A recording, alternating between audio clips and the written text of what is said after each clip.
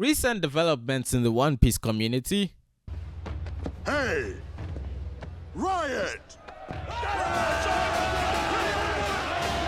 Have revealed to me that it's 2021 and people still don't get what Naruto was going for with Reincarnation.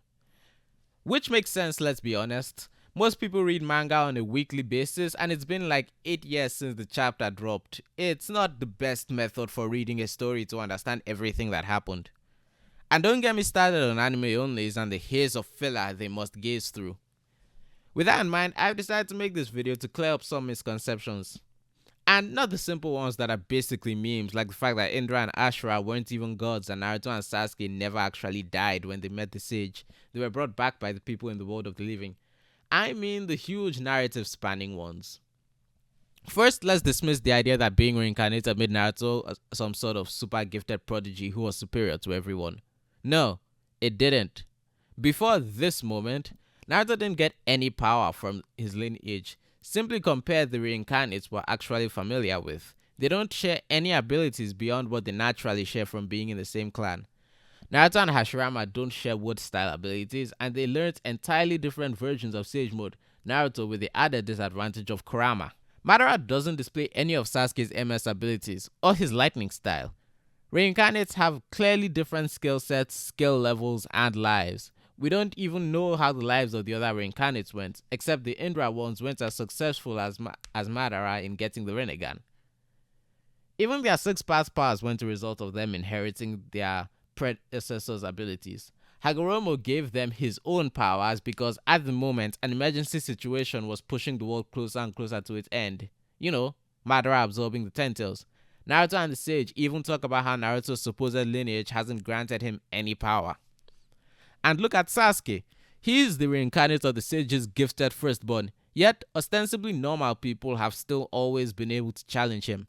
Haku, Lee, Deidara. Shouldn't someone who inherited the power of Indra, who inherited the godlike power of his father, easily wipe the floor with these mere human geniuses?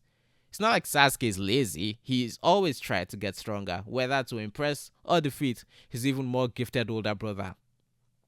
That doesn't sound like Indra, does it? So how is Naruto, who reincarnated from the untalented son, only successful because of that predecessor?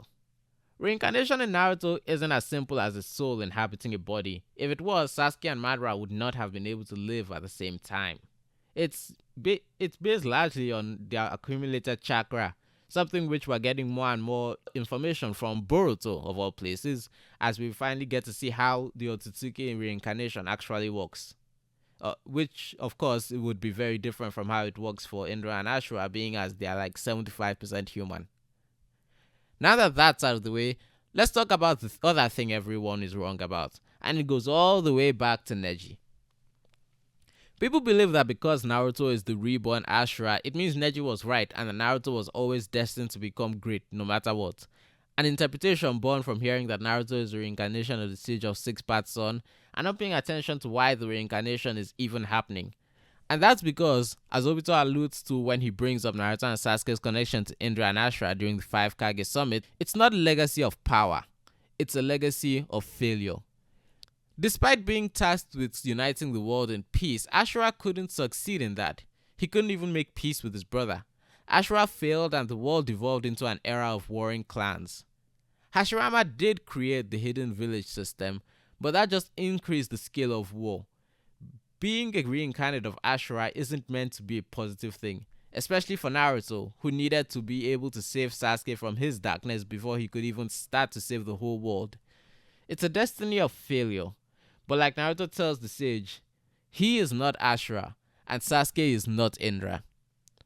People hear reincarnated from a demigod's son and they reflexively assume that means great power and a great destiny was bestowed upon him, so they retroactively go back and rewrite Naruto's past.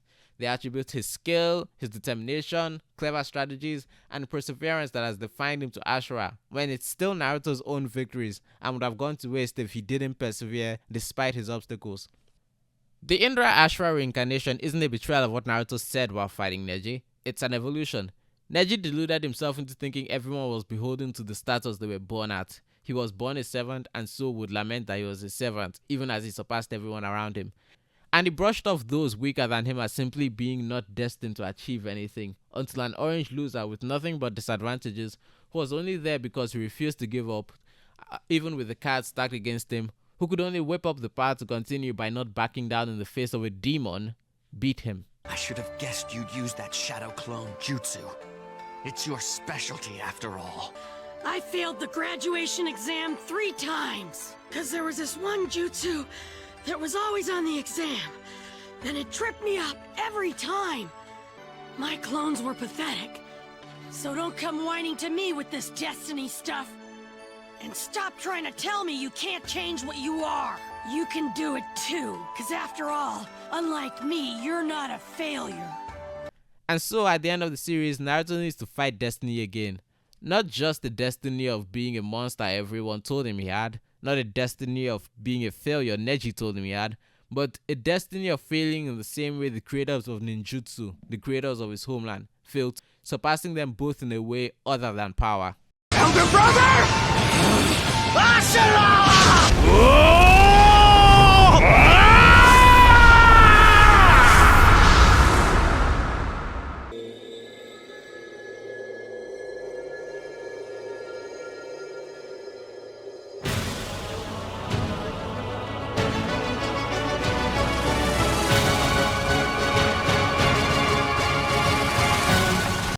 That's why the success of Naruto bringing Sasuke back is meant to mark the end of the reincarnation cycle. If you enjoyed the video, please leave a like and comment on your thoughts. And if you want to see more Naruto content, check out my channel and subscribe for more content. Thank you and good day.